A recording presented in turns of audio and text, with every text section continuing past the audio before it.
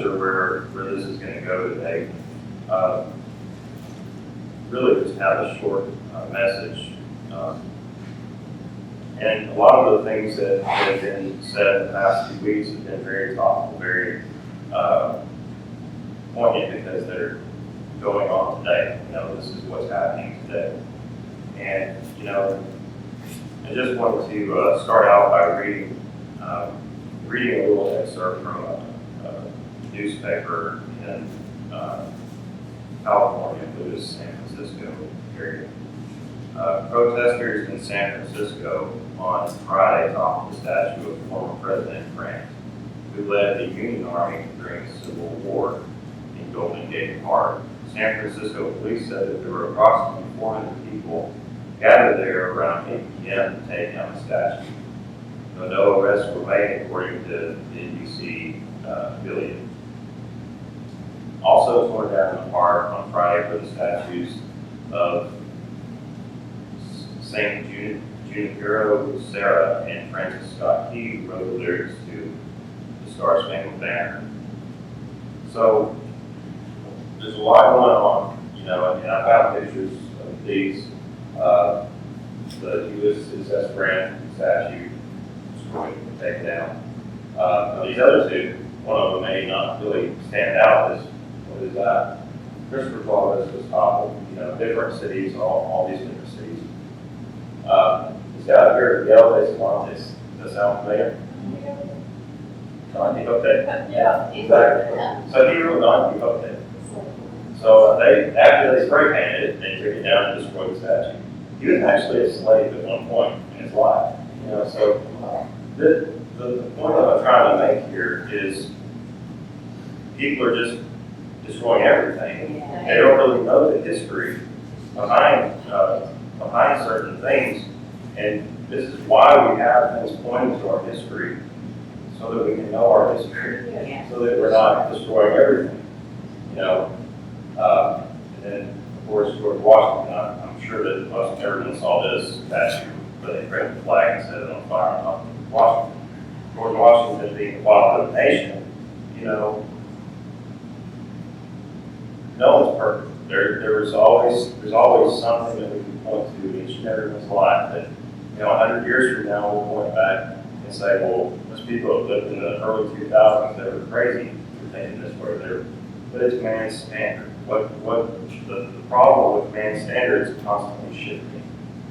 So we see these things going on today, and I just wanted to show those 2 pictures, 4 pictures really, just to show that when we base our understanding and our I forgot to turn this on. Sorry. Can you hear me now? A little bit better. Okay. Sorry. But when we base our understanding and our ideas on man's standard, and we start there, we're at the bottom. And I drew a graph up here a couple of years ago of man's standard, and it looked like a bar graph. You had all different levels of bars, and then you had one at the bottom. And that was the one that everyone was supposed to meet, is the one at the bottom, because otherwise you're going to offend that person at the bottom. So when you get to the bottom, there's eggshells, and you're going to step on them, and that's just the way it is. But this is what happens when we base everything off of man's standard. So if you'll turn to Joshua chapter 4, verse 19, starting in verse 19. And the people came up out of Jordan on the 10th day of the first month and encamped in Gilgal, in the east border of Jericho. And those 12 stones which they took out of Jordan did Joshua pitch in Gilgal. He spake unto the children of Israel, saying, When your children ask their fathers in time to come, saying, What mean these stones? Then ye shall let your children know, saying, Israel came over this Jordan on dry land. For the Lord your God dried up the waters of the Jordan from before you until you were passed over, as the Lord your God did to the Red Sea, which he dried up from before us, until we were gone over, that all the people of the earth might know the hand of the Lord, that it is mighty, that ye might fear the Lord your God forever. And that fear the Lord, that's knowing the Lord, having that knowledge of the Lord and what He's done. So, we look at this, and this was a monument built to remember what God had done for Israel. The spirit of offense has been given so much power in today's world that it's taking over literally every aspect of life. We're renaming foods, we're tearing down statues, we're renaming roads, there's discussions about renaming holidays and cities, even because they're named after people that just happen to have monuments to them, or that happen to have done something wrong in the past, or more recently it's more appropriate to dig up a tweet from 4 or 5 years ago, or from when you were 18 years old, or whatever, find something on social media, the internet, where things live forever, it seems, So, in this day, the spirit of offense is taken over completely. And I didn't know who actually made this quote, but I've heard it all my life, and I never knew who it was attributed to. And I may be the only one in the room, I don't know. But the quote is, and I've heard a form of this, but it is, "Those who cannot remember the past are condemned to repeat it." And that was actually penned by a Spanish poet, George Santayana. So I'm guessing there's some English influence there in his name, because it's not Jorge or anything like that. It's an English first name and a Spanish last name. But so if we don't know our history, we're going to repeat it, and that's a corporate thing. If we don't know our history as a nation or as a people, and that's one of the reasons why I wanted to speak about what I did last time, which was about racism and how it's such a false precedent to set up, this war on race, this racism, how you have different factions. We all came from the same person, the same two people. So how do you explain the different races? It's all set up for division, and you can see it clearly today. So I saw this picture, and the photographer had to know what he was doing to take this picture the way he did. You see, I think that's a statue of Christopher Columbus. The head was removed. I don't know how they just did that, but the head was removed. But then you see the American flag in the background. It's such a picture of where we are in America today. Our country, as a nation, we've been decapitated by the enemy. Take God out of schools, take prayer out, take God out of the public buildings. We've got to get God out of every aspect of public life. Keep him in your box. Go to your church and keep him in there. But outside we've got to rid ourselves of this association. So, being decapitated, like one who is decapitated, we're thrashing about in our death throes. It's what it feels like. Where there's chaos in the streets. There's people against everything anything that shows or represents order. There's an angry mob going against it. So God has given us instruction to keep him and what he has done for his children in remembrance. It's the same as how they took the rocks from the bottom of the Jordan, and built a monument with them. This is done in remembrance. When your children ask where these came from, let them know that this is what happened. Always pointing back to God and the miraculous things that he did to save his people. So tearing down the statues of like iron and bronze, concrete, whatever they're made out of, they're not going to change anything. Those are physical representations of what's going on in the spiritual. It's a spiritual war on the heart of our society. So if we cancel all that's in our past, whether it be good or bad, depending on the perspective, of course, because there's always another quote that, and I actually didn't look this up to see who wrote it, but a quote that I've always heard, the winners write history, so history's always kind of shown in a perspective. You always get someone's going to write it, and they're going to have their own ideas of who was right and who was wrong in a certain situation. So you're always getting that history from a perspective. But if we don't learn our history, if we don't know our history, then we're going to repeat it. Of course, all this offensive history will take some time to forget. See, now it's offensive to the present, the people of the present. And and I don't know if anybody else was like this, but when I was actually in school, in grade school, history class was just, I could not take it. It was one of those, I was just so bored. It was just like, okay, this date, that date, okay, the Magna Carta, let's just try to remember these for the next test or whatever. But it was so dry to me, But as you get older, you start to appreciate history more because there's so much you can learn from it, And that's the way it's happened with me. But if we get rid of all this, and most of these people that are doing all this, that are chanting change and get rid of this, and we don't want to see this anymore, hide it from us. There's a monument, I think, on I-40. And, I'm really not sure what all. I know that from one of my friends that he's, there were some things that he did that were not the best, but there's a monument to Nathan Bedford Forrest. And, and there's a lot of dark, and there's a lot of things that were probably done that was celebrated, but again, it's all from perspective. This monument happens to be on private land, so when this all rose up several years ago, someone bought the land that the monument was on, so the public, the state has no control over that. Well, now they're going to build a wall or plant a bunch of trees in front of it to try to cover it up, so people that are driving by can't see it because of that spirit of offense. We don't want to offend anyone.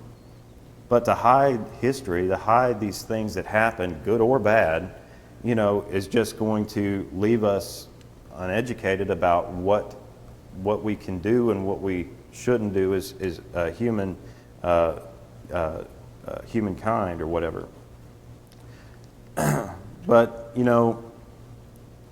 right now it's offensive.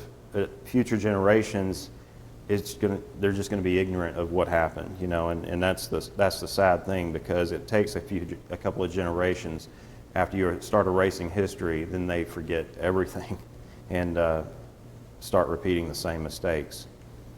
But because remember, we're not evolving, we're devolving. So we're a very forgetful people. God has given us a short time to lead those who will come to Him into everlasting fellowship, and the day of opportunity will be done. We talk about that a lot because this group, this spirit that's charged this nation of full of hate and rage, these people need prayer just like we need prayer, because we're all at some point distant relatives, so that's once I kind of learned the whole, and somebody did a big study, 24 different episodes of this story study, and they went through how the different people groups moved around, but how they were also related. And it was such an amazing thing. I've only gotten through about 3/4 of it right now, but it's such an amazing thing, and it makes you look at everyone differently. You start taking people that you would not have even associated yourself with, and you see them as your cousin, your brother, your sister. They need prayer just like you need prayer. We've all done things, and we've all seen things. So, if we go to Luke 22, verse 19.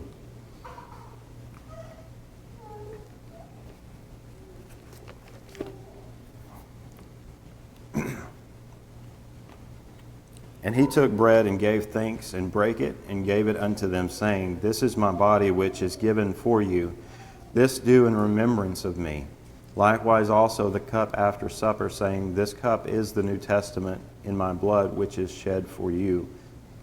So here we have another symbolic thing that we do every year. We do a lot of us do multiple times a year. But Christ knew that we were a forgetful people. These occasions that he commemorated wanted us to remember what he had done so that it would be always fresh in our mind. This is the whole reason why we have these dates set apart, so we can remember what happened on these dates. Christ knew that this was an important thing, and wanted to speak a message to his people by symbolically taking his body and consuming it, his blood, and that life-giving blood. This is always something that he wanted his people to remember, and this is why it was done. This is the whole history behind our holidays, our holy days that we commemorate. And of course there's been different ones added here and there, and different nations have different days for things, but this was the point, was to keep that in remembrance. These things, Memorial Day, for those who have fallen, protecting the country, or the 4th of July, the remembrance of the independence that we gained. These things are done for that reason, so that we remember, so it's constantly fresh in our mind.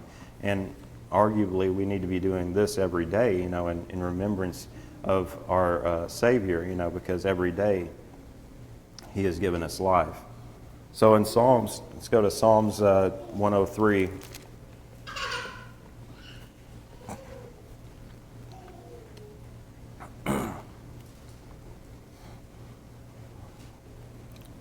Bless the Lord, O my soul, and all that is within me. Bless his holy name. Bless the Lord, O my soul, and forget not all of his benefits. Who forgiveth all thine iniquities, who healeth all thy diseases, who redeemeth thy life from destruction, who crowneth thee with loving kindness and tender mercies, who satisfieth thy mouth with good things, so that thy young is renewed like the eagles. The Lord executeth righteousness and judgment for all that are oppressed. He made known his ways unto Moses, his acts unto the children of Israel. The Lord is merciful and gracious, slow to anger, and plenteous in mercy. He will not always chide, neither will he keep his anger forever.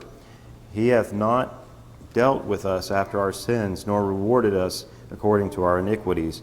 For as the heaven is high above the earth, so great is his mercy toward them that fear him, or that know him, respect him, give reverence to him. As far as the east is from the west, so far hath he removed our transgressions from us.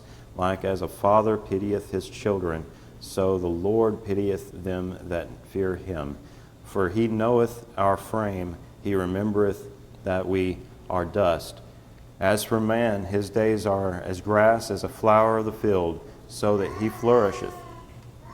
For the wind passeth over it, and is gone, but the place thereof shall know it no more. The mercy of the Lord is from everlasting to everlasting upon them that fear him, or that know him.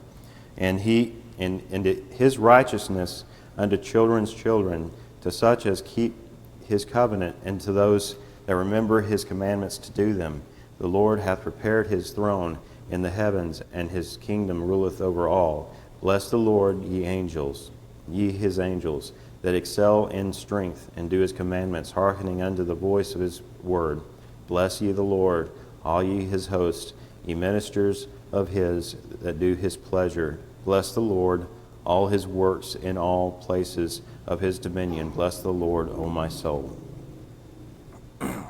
Several times, remember, know him.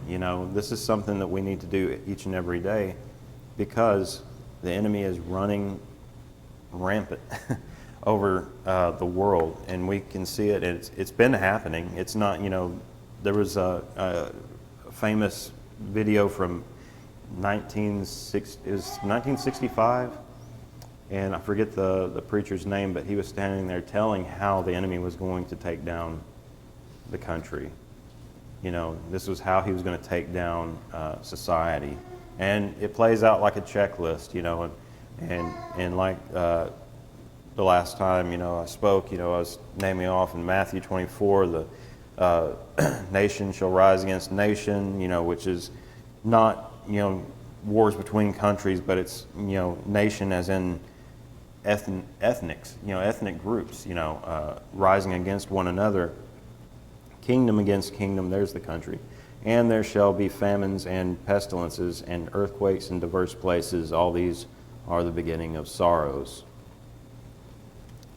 So, what do we take away from everything that's going on in our world today and in our country more specifically? Statues and monuments, these things they're built out of the dust. They're going to crumble. It's not a point of putting up a statue to celebrate. The problem that I have with it is tearing down of history and those different mediums that we have to present that history and to learn and to know our past and what we've done in the past that we've been judged for in the past. This is the whole reason for a lot of the Exodus and these things that we were shown from Moses' writing. This is what the Israelites did. Don't be like them. This is what they did. Don't be like them. They're always whining. They're never happy and content and satisfied. And it's like God has done so much for them, and we can see that. But at the same time, they were still complaining. This is something that we've been given from history to learn how we need to appreciate and revere how our Lord provides for us each and every day. And and as the day gets busier and busier, it seems, at least to me, it just seems like the days just always get more and more busy. There's always more stuff to put in a day. It seems like it's a lot easier to overlook those small things that He does for us each and every day. And it's just one of those things that we look past. And those who are out pulling these things down have no foundation of what God is doing for them at that exact time. And like I said, in retrospect, when they're 80 or 90 years old and they look back, well, we probably shouldn't have done that. This was probably something very wrong to do. And they're going to live in a much different society then. That when they look back, they're going to judge what they've done in the past, just like they're doing now to the people who lived in the past before them. And and that's the problem with man's standard. It's always shifting. That's if we judge ourselves by man's standard, all of us are. If we judge ourselves by man's standard, depending on who's doing the judging, we're all right? We're right in our own eyes. That's pretty much the way it is. But if we all judge ourselves by God's standard, we all fall short. And that's what we're told. We all fall short. But there is a Savior that's taking care of that. That as long as we understand, that we are fallen. This is a fallen world, and that's why all these things are happening, and that's why the enemy has such a control over this fallen world. Is because this is what we're allowing. This is almost like a hedge being brought down, and this flood coming in. We need to remember He who saves us and He who gives us our strength and that wisdom, so that we are to remember Him, know Him, fear Him. So we're not a forgetful nation.